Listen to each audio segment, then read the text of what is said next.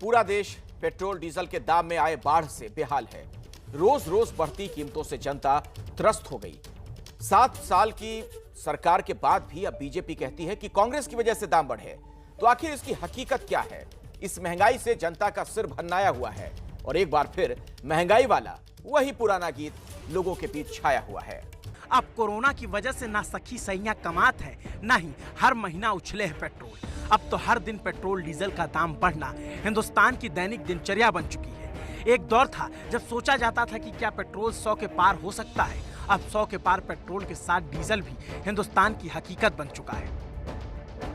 देश में ईंधन की कीमतें रिकॉर्ड स्तर पर है। आज फिर एक बार तेल कंपनियों ने पेट्रोल के दाम में वृद्धि की है। डीजल भी जो है वो काफ़ी बढ़ता हुआ जो है वो दिख रहा है। हम इस वक्त मुंबई के एक पेट्रोल पंप पर मौजूद हैं और यहाँ पर जो है वो पेट्रोल की कीमत 105 रुपये 62 पैसे पर जो है 1 लीटर पेट्रोल पहुँच गया। निश्चित तौर पर जिस तरह से लगातार पेट्रोल की कीमत में वृद्धि देखने को मिल रही है, उसने आम आदमी की मुश्किलें जो बढ़ा दी। 35 पैसे के इजाफे के साथ मुंबई में पेट्रोल 105 के पार पहुंच गया। तो कई शहर ऐसे भी हैं जहां पेट्रोल 110 के आंकड़े को पार कर चुका है। और इस पर कहते हैं कि हिंदुस्तान एक लोकतंत्र है। तंत्र अपने तरीके से काम कर रहा है और लोग ताकते रह जा रहे हैं। जो रोज कमाता है खाता है वो कहाँ से लाएगा? जैसे मैं मजदूरी करने जाता हूँ, मेरे को 300 रुपये शाम को मिलते हैं। मैं कहाँ बच्चों को पालूंगा? इस चीज़ को सोचो आप भी, और गवर्नमेंट को भी सोचना चाहिए। कहने लायक कुछ छोड़ा तो है नहीं। किसानों का हालात देख लो आप, जो ट्रैक्टर है जो कुछ भी है, डीजल के ऊपर ही हमारा सारा काम चलता है।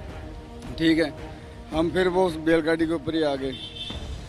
ठीक है, कोई फायदा नहीं है। कोई ऑटो वाले को ले लो आप, किराया भी बढ़ा है, बस वाले को ले लो। पर कहने का मतलब उन्होंने तो किराया बढ़ा लिया अपना, पर अपनी जेब पर तो असर पड़ा है ना। हम कहाँ से पैसा लाएं? तो बहुत मुश्किल है। पेट्रोल डीजल के दाम बढ़ रहे हैं, जिसके कारण सब्जी के रेट बढ़ गए हैं, दालों के रेट बढ़ गए हैं, गैस के रेट बढ़ गए हैं। तो गरीब आदमी कहाँ जाएगा?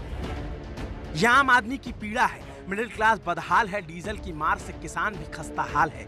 गरीबों का हाल तो पूछिए मत। और कभी सत्ता में आने से पहले महंगाई पर विरोध का अंबार लगा देने वाली सत्ताधारी पार्टी बीजेपी अब पूरी तरह खामोश है और विपक्ष के नाते कांग्रेस सड़कों पर। कांग्रेस लगातार सड़क पर प्रदर्शन कर रही है। आम आदमी हर रोज नित नए दाम के दर्शन कर रहे हैं। 4 मई को बंगाल चुनाव खत्म होने के बाद 33 बार पेट्रोल डीजल के दाम बढ़ाए जा चुके हैं। पैसा पैसा कर आम आदमी की जेब काटी जा रही है, जबकि कांग्रेस सरकार के कार्यकाल की तुलना में कच्चे तेल की कीमत अब भी कम है। लेकिन इस महंगाई से जब आम आदमी त्रस्त है, इस पर भी जब केंद्र सरकार से पूछो कि दाम कम क्यों नहीं हो रहे, तो पेट्रोलियम मंत्री कहते हैं इसके लिए भी कांग्रेस जिम्मेदार है। कांग्रेस 2014 के पहले हमारे ऊपर लाखों करोड़ों रुपया बकाया छोड़ के गया तेल बॉन्ड को लेके, जिसके कारण उसकी इंटरेस्ट और उसकी प्रिंसिपल दोनों की काम हमको अभी चुकता करना पड़ रहा है। वो भी एक प्रमुख कारण है तेल दाम बढ़ने में। पिछले दिनों पेट्रोलियम मंत्री ने महंगे तेल की वजह कांग्रेस सरकार में जारी किए गए ऑयल बॉन्ड को बताया, लेकिन इसमें कितनी सच्चाई है ये जानना भी जरूरी है। 2010 तक कांग्रेस सरकार ने जनता को महंगाई से बचाने के लिए कच्चे तेल को ऑयल बॉन्ड के जरिए खरीदा। 1.3 लाख करोड़ के ऑयल बॉन्ड को 2026 तक भारत सरकार को चुकाना है।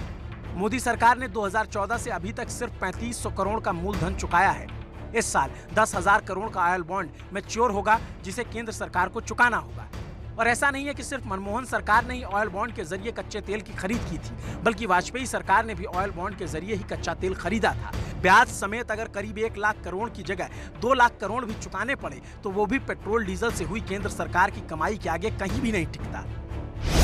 सिर्फ इसी साल 2020-21 में पेट्रोल डीजल से मोदी सरकार ने 3,71,726 करोड़ कमाई की है। पिछले 7 सालों में केंद्र सरकार ने एक्साइज ड्यूटी के जरिए करीब 13,70,000 करोड़ की कमाई कर चुकी है। और ये कमाई पिछली सरकार के ऑयल बॉन्ड से करीब 13 गुना ज्यादा है।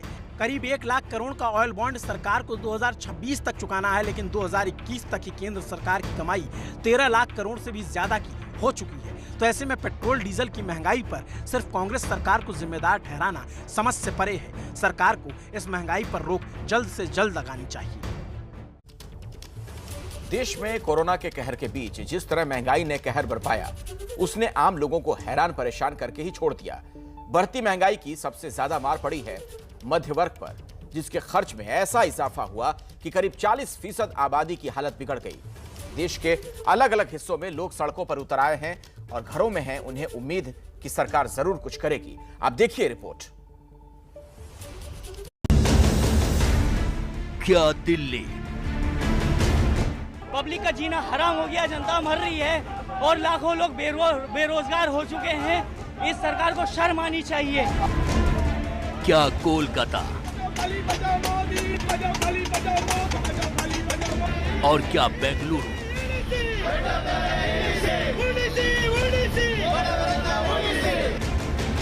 देश में जिस तरह महंगाई की मार पड़ रही है, हर तरफ त्राहिमाम मचा है।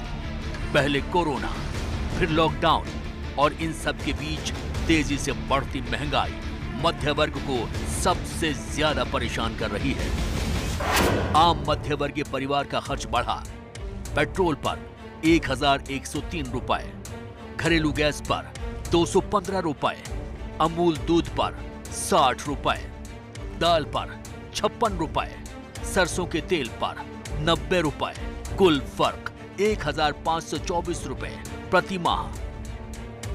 ये आम भारतीय की जिंदगी पर पड़ने वाला फर्क तो आंकड़ों में है, जिसकी कुछ सीमाएं हैं, लेकिन लोगों की जिंदगी पर इसका वाकई क्या असर हो रहा है, इसे समझते हैं इन कुछ नए आर्थिक रुझानों के जरिए। ये गो का जुलाई सर्वे। 40% आबादी की हालत बिगड़ी है। 32% लोगों की आर्थिक स्थिति में कोई बदलाव नहीं हुआ। 14% लोगों की स्थिति पहले से अच्छी हुई है। 14% लोग कुछ कहने की स्थिति में नहीं। ये है रायपुर के रहने वाले ओंकार सेन, जो मकान बनवाने का काम करते हैं। कोरोना काल में जब लॉकडाउन लगा तो सभी मटेरियल की दुकानें बंद हो गईं। ठेकेदारी का काम पूरा ठप हो गया। ओंकार कहते हैं, मैं अपने मजदूरों को किसी तरह अपने पास रखकर उनका घर चलाया, लेकिन बढ़ती महंगाई ने उन्हें खुद ही कर्ज में डाल दिया है। लेबर भी कितने दिन तक के बिना बैठे बैठे खाएंगे, वो भी वापस चले गए। मेरा हालत तो बहुत ख़राब था कोरोना काल में। मैं तो बैंक से भी पर्सनल लोन ले करके अपना कैसे भी करके चला रहा हूँ। बाकी लोग तो मैं समझता हूँ, जब मेरा हालत में ठेकेदार होकर के मेरा हालत इतना जब ख़राब है, तो बाकी आम जनता और गरीबों का तो सोच एकदम दयनीय स्थिति है। अब आज के डेट में देखा जाए तो कितनों भी मतलब मेरे पास ठेकेदारी का काम रहता था, कोई मकान बनवाना ही नहीं चाह रहा है, कोई अपना पैसा खर्च करना ही नहीं चाह रहा। और जो पैसा मेरा बहुत सारा मतलब जो है साइडों में फंसा है, तो सब मेरे को यही बहाना अपना कोरोना काल, अब किसी को अपन बोल भी नहीं पा रहे हैं। अब क्या बोले इस विषय में। देश की राजधानी दिल्ली में भी महंगाई की मार ने लोगों को मुश्किल में डाल रखा है। 50 रुपए किलो बिकती थी, आज 100 प्लस है ना जी। महंगाई पे तो कंट्रोल है ही नहीं मोदी सरकार का। मोदी सरकार वैसे ही हल्ला हाय कर रही है। महंगाई पे कोई भी कंट्रोल नहीं कर रही किसी। FMCG जैसे रसोई का सामान हो गया, आपका ग्राउंडनट ऑयल हो गया, आपका सोया ऑयल हो गया, मैं किसी पर्टिकुलर कंपनी का नाम नहीं ले रहा, जो हमारे जो खाद्य पदार्थ होते हैं, सब पे रातों रात within 1 week to 15 days जब लॉकडाउन लगा था, 15 दिन के अंदर अंदर जो है मेरे ख्याल से 15 से 20% का फर्क आ गया। ये है झाबुआ के रहने वाले विकास राठौड़। ये ऐसे मध्य वर्गीय परिवार के मुखिया हैं जो अपनी दुकान चलाते हैं। इनकी भी हालत इस वक्त बेहद दयनीय है। कर्जा, व्यापारियों का कर्जा पैसे बढ़ गए। अब माल क्या है कि आ रहा नहीं आ रहा, ऐसा वाला पैसे हो तो माल आएगा, तो कर्जा लेके भी माल लाना पड़ता है। कर्जे वाले को दो, व्यापारियों को दो, घर चलाओ, सब तरफ से अभी कठिनाइयों का सामना करना पड़ रहा है। एक मध्यम वर्गीय परिवार के हिसाब से बता रहा हूँ। दालों के भाव बढ़ गए हैं, जिससे हमें समस्याएं उठानी पड़ रही है, और हम तो मध्यम वर्ग के लोग हैं। हाँ, सरकार से हमारी एक अपील है कि वो हमें हमारी सहायता करे, हमारे बच्चों में स्कूल में भी कुछ हमारी मदद हो सके तो करे। महंगाई की बेकाबू रफ्तार को रोकना बेहद जरूरी है और जनता तक नकद राहत पहुंचाने की भी जरूरत है। ऐसे में सरकार को जल्द ही नीतिगत फैसले लेने की जरूरत है।